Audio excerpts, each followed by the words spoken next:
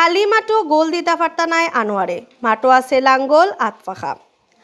আওয়ামী লীগ সরকারের আন্ডারে কোনো জাতর ইলেকশন না করার ঘোষণা বোধ আগ তাকি দিয়া রাখছে বিএনপি ইলেকশনও না গেলেও স্বতন্ত্র ক্যান্ডিডেট ওইবা আরিফুল হক চৌধুরী ইলান মাত সিলেটর বাতাসও উড়ছিল, যে কারণে সিলেট সিটি কর্পোরেশন ইলেকশনের আসল আকর্ষণ আসলা তাইন। কিন্তু হেশমেশ আরিফে কই দিছেন দল নাই তাইন ইলেকশন বাদ দিবা।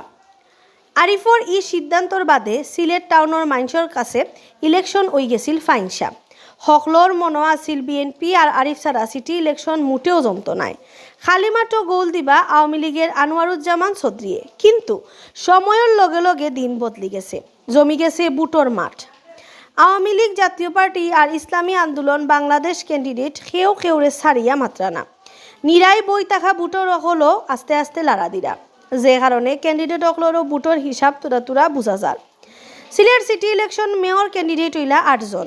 এর মধ্যে দলের নমিনেশন পাইয়া খারাইছেন আওয়ামী লীগের আনোয়ারুজ্জামান চৌধুরী, জাতীয় পার্টির নজরুল ইসলাম বাবুল, ইসলামী আন্দোলন বাংলাদেশের হাফেজ মৌলানা মাহমুদুল হাসান আর জাকের পার্টির মোহাম্মদ জহিরুল আলম। এর মাঝে জাকের পার্টি আর স্বতন্ত্র ক্যান্ডিডেট হল বুটোর মাঠও ফিসাইলাছেন। টাউনও তারার প্রচার প্রচারণা খুব একটা চৌকো ফরেন না। বুটোর মাঠও এখন আনোয়ারুজ্জামান বাবুল আর মাহমুদুল হাসানদের লইয়াও চলের মাতামাতি। বিএনপির কেন্দ্রীয় নির্বাহী সদস্য আর অহনকুর মেয়র আরিফুল হক চৌধুরী ইলেকশন কর্তা না হওয়ার বার্তা কি জানো আরাম ফাইসলা আওয়ামী লীগের নেতাকর্মীতে। টাউনের মানুষেও মনে করছিল বুট হইব এক বাইদে, আরামসেও মেয়র হইবা আনোয়ারুজ্জামান। ফয়লা বুটোর মাঠ আছিল ওলানো, বুটার অকল আসলা নিরাই সিরাই।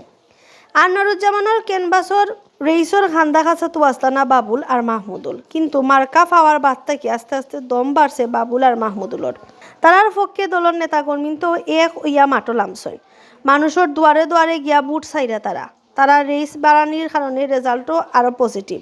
সরকার আর আওয়ামী লীগের এন্টি বুটার অকলরও বুট লইয়া মাতামাতি খররা, তারা পক্ষ দিলা লাঙ্গল আর আতফাখাত, যে কারণে নাও মার্কার লগে দুই মার্কারও আওয়াজ সাইরবাইদি বাড়ের। নাও মার্কার বিপক্ষে মাতামাতি বাবুল আর মাহমুদুলে এখন বুটোর মাঠও শক্ত ক্যান্ডিডেট হয়ে গেছে।